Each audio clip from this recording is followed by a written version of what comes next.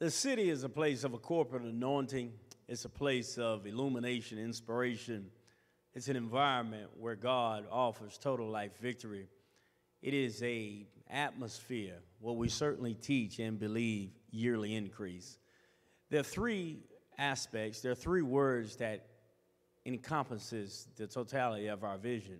It's reach, restore, and release. We are purposefully driven by God to reach those individuals that I call the churchless church. Those individuals who know God, who have a relationship with God, but they have not located the local environment, the local church where this church has an atmosphere to receive and bring them in. And then we talk about restoring. This church is committed to restoring the standard of audacious faith. We are committed to being the embodiment, being an environment where faith is continually on display. And thirdly, we believe in releasing a multitude of what I call the alphabet generation, X, Y, and Z. And that begins with these young people. That begins with Davion, who's in 8th grade, and Julia, who's in 7th grade.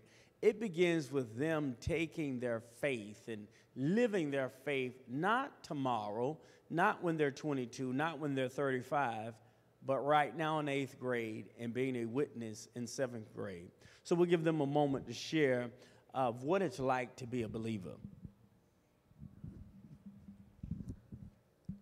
Hello, my name is Davion, and I believe that to be a believer at this age, you need to have a lot of faith in Jesus, because you might get judged at school for praying when other people are eating, but that's not the main goal of praying. It's not so other people can see you. I believe it's so that you have a relationship with Jesus, and it doesn't matter what other people think about you. It matters what Jesus thinks about you. Hello, my name is Julia Johnson, and I'm a 7th grader. What I think about